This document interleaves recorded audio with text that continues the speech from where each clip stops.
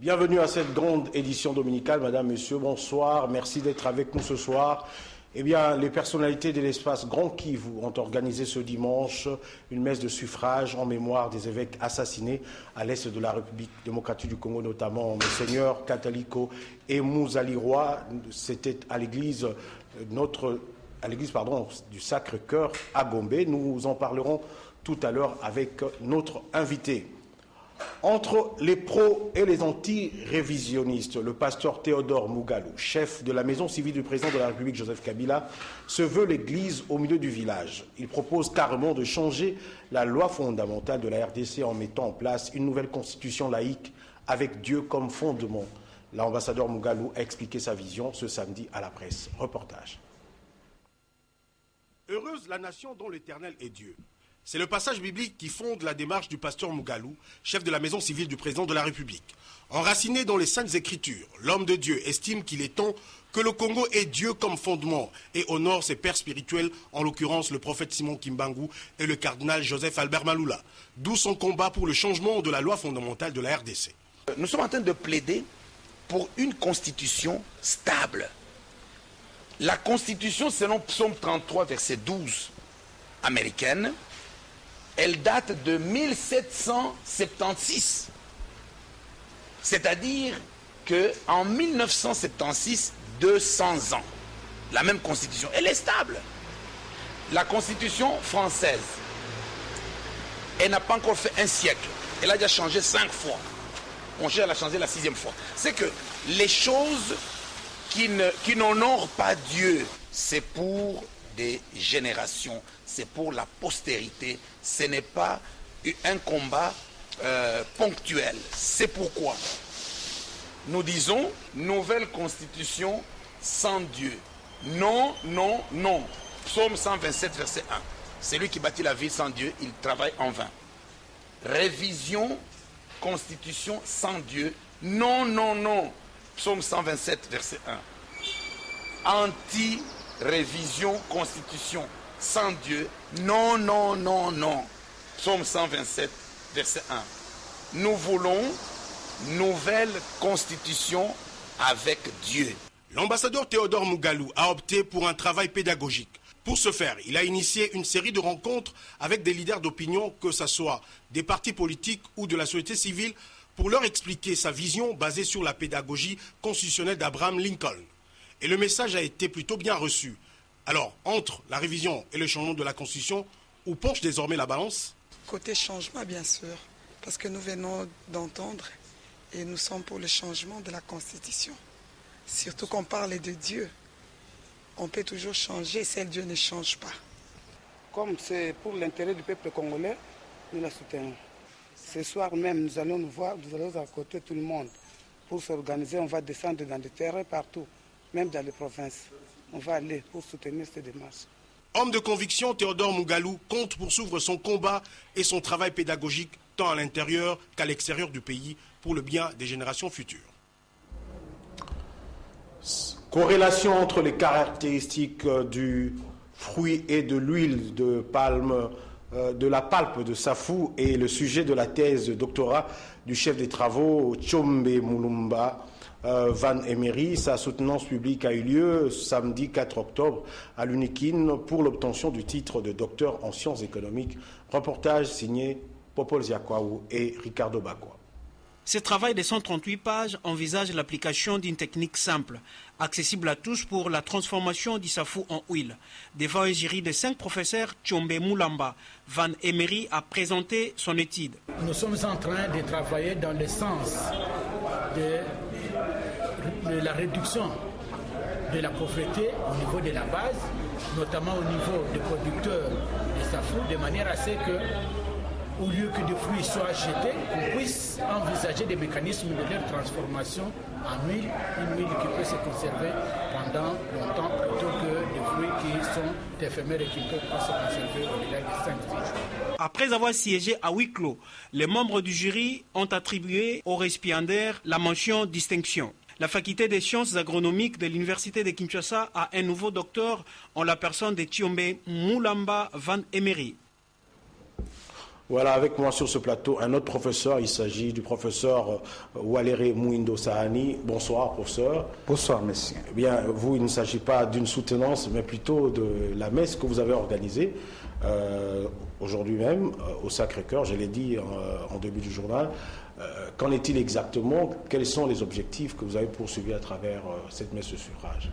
Voilà, il s'agissait d'organiser une messe commémorant en fait Monseigneur Emmanuel Catalico, d'heureuse mémoire, que peut-être beaucoup de gens connaissent, mais que d'aucuns parlent, donc tout le monde le désigne comme étant un patrimoine mondial.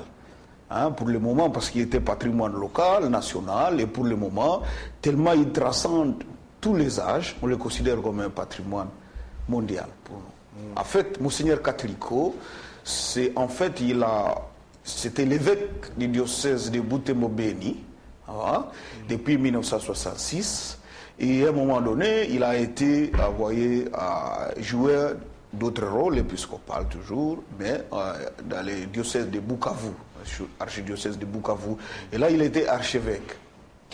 Mais en fait, Monseigneur Catalico, on en parle beaucoup, nous, parce que moi je suis un des ressortissants de l'Université catholique du Graben, qu'il a créé. Du Graben dans le Kivu. Dans le Kivu, dans le Nord Kivu, à Butembo précisément. Précisément, oui. Ouais. Et donc, cette université a été créée à la demande implicite de la population locale. Parce que nous, on est des enfants des paysans, tels que tu me vois là, on ne pouvait pas faire l'université. Et pour lui, l'université, c'était la base c'est le soubassement même de l'identité. Son identité, Justement, je voulais vous poser la question. Quel est l'héritage aujourd'hui que vous gardez de cet illustre homme de Dieu, Monseigneur Catalico? Alors, l'héritage, je pourrais dire, il y en a beaucoup. L'héritage est incommensurable. Voilà, premièrement. Moi, je ne pourrais parler que de l'Université catholique du Graben. Une université qui a été créée à la demande de la population. Et cette université avait pour vocation de former des cadres professionnels qui pouvaient rendre des biens et des services utiles à la communauté. Voilà, c'était ça l'objectif. Et c'était dans un contexte où on libéralisait l'enseignement universitaire. Et donc cet évêque a sauté sur l'occasion et a créé cette université pour garantir l'identité culturelle chez nous, de manière à ce que ces ressortissants puissent produire des biens et des services qui sont compatibles avec les mœurs locales et susceptibles d'impulser le développement intégral de la région. Alors vous parlez de Beni Butembo, moi j'ai parlé tout à l'heure des personnalités de Grand Kivu. Est-ce que vous avez pu vous associer à certaines personnalités d'autres territoires du Grand Kivu? Oui. Parce que comme vous l'avez dit, il était devenu un patrimoine non pas seulement national mais mondial. Voilà. On s'est associé avec d'autres personnalités qui sont venues parce qu'ils sont venus aussi témoigner de toutes les œuvres grandioses que Monseigneur Catalico nous a léguées. Il y avait, parce que comme il est allé de Butembo vers Bukavu, donc il était entré, en fait, c'est un patrimoine qui trace les âges. Donc on ne sait pas les classer en fait. C'est pour cette raison que tous les âges étaient représentés là-bas et toutes les personnalités. J'ai vu même témoigner les gouverneurs du Sud Kivu, M. Chisambo. On montrera les images certainement dans nos prochaines éditions du journal télévisé. Alors, donc, vous avez organisé cette messe-là, et aujourd'hui, vous pensez que les populations de l'Est qui ont longtemps souffert à cause des guerres au niveau de cette partie de la République, aujourd'hui, ils ont pu retenir des leçons de ces souffrances et essayer de consolider leur unité? Oui, oui, oui. Dans un contexte de conflictualité armée assez complexe, Monseigneur a pu quand même organiser l'université et malgré le contexte que nous traversons, il y a une impulsion de développement que peut-être on ne peut pas mesurer tout de suite, mais qu'on est en train de mesurer. Je vais vous dire d'abord tout de suite que pour l'instant, l'université dispose d'une vingtaine de docteurs en thèse, qui viennent des universités de Liège, de Lyon et tout. Donc, et ce sont ces recherches que nous sommes en train de capitaliser par le biais des spin-offs qui se créent à travers les activités qui se font, de manière à ce que nous puissions pérenniser cette action que Monseigneur Catalico nous a léguée. Et nous avons voulu parler essentiellement des versets aujourd'hui parce qu'en fait, il s'agit d'une action qui est dotée d'un entraînement de développement intégral louable. Je reviens à vous tout à l'heure. Jean-Louis Miachekama nous propose encore ce soir sa rubrique Phrase de la semaine. Sa sélection tourne autour du forum de l'administration publique et le transport ferroviaire. Tout commence par des images.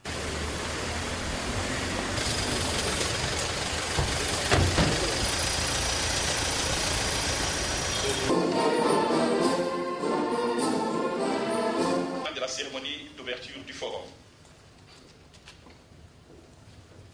L'administration publique sera donc appelée à jouer un rôle. Le départ de présence sur le périmètre.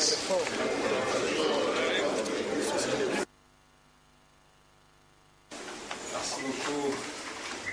10 locomotives. Ensuite viennent les mots. Forum, l'administration publique, une nécessité cruciale. À l'avril, c'est machine. 10 locomotives. 38 locomotives neuves. Et après viennent les phrases. 38 locomotives neuves. C'est une grande première. C'est depuis 1974 que nous avons vu des locomotives neuves à la SNCC et 40 ans après. Depuis 1950, il y a 13 pays, notamment le Brésil, Singapour, la Malaisie, l'Indonésie, etc., qui ont connu une croissance forte de 7% sur 25 ans. Et le rapport montre également qu'une des caractéristiques communes à ces 13 pays est qu'ils ont tous eu une administration capable et efficace et un leadership fort. Le défi le plus important pour notre gouvernement est celui d'engager une réforme à la fois profonde et efficace de l'administration publique. Cette réforme n'est pas une option. Elle est une nécessité cruciale. Tant il est vrai que les embellies économiques en cours ne peuvent être viables dans la durée sans une administration publique à la hauteur de ses aspirations. La semaine prochaine, une autre sélection, la mienne, de petites phrases, de petits mots et d'images. En sport, on a joué ce dimanche 5 octobre la continuité de la première journée de la Ligue nationale de football Division 1. À Kinshasa, l'ASV Club a battu le Racing Club de Kinshasa sur le score de 4-1, tandis qu'à Lubumbashi, le TP Mazembe a écrasé l'AS Bantou sur le score de 7-0. Les détails de différentes rencontres dans nos prochaines éditions. Voilà qui nous amène à vous proposer la page rétrospective de ce journal.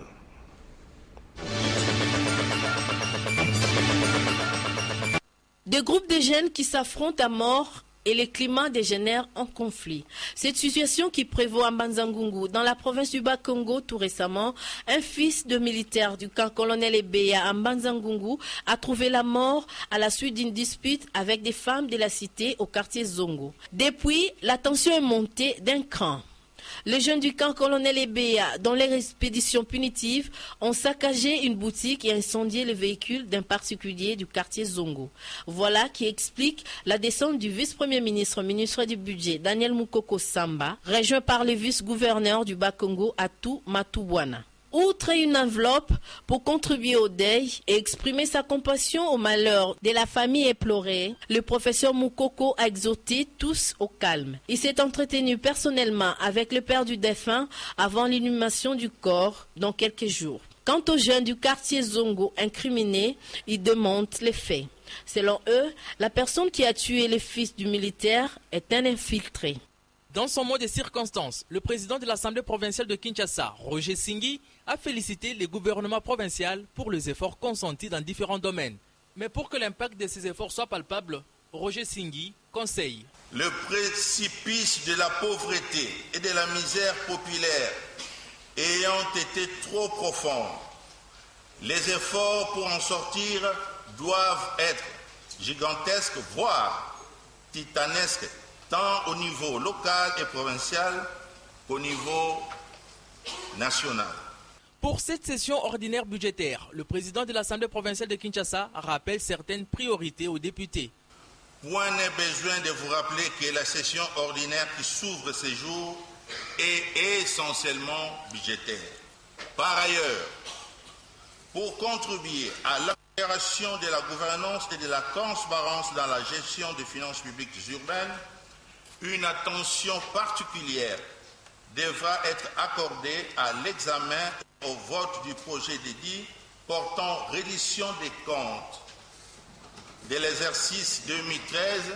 L'adoption du calendrier budgétaire se fera au cours de la prochaine session prévue, le jeudi 2 octobre 2014. Organisation du procès des assassins présumés de Mamadou Ndala Mustafa, ville de Béni, la société civile coordination provinciale du Nord Kivu se réjouit. Thomas Dake Mouiti est son président. Nous pensons que c'est d'ailleurs sur demande de la société civile. Nous faisions chaque fois pression pour que ces dossiers soient fixés au tribunal. Nous remercions les autorités congolaises qui viennent finalement d'accepter que cette audience soit faite. Et donc nous attendons que la justice fasse son travail, étant donné que la société civile a donné sa contribution dans les enquêtes préliminaires qui ont été menées. Nous pensons que la justice sera équitable, que celui qui n'a pas été impliqué dans l'assassinat de Mamadou soit libéré, mais que celui-là qui est prouvé être coupable, qu'il soit sanctionné conformément à la loi de notre pays. De là à faire confiance à la justice congolaise, on n'a pas d'autre choix, répond Thomas Dake Mouiti. Écoutez, il n'est pas question d'avoir confiance à la justice, mais il faut comprendre que nous n'avons que celle-là. Nous n'allons pas appeler la justice angolaise, la justice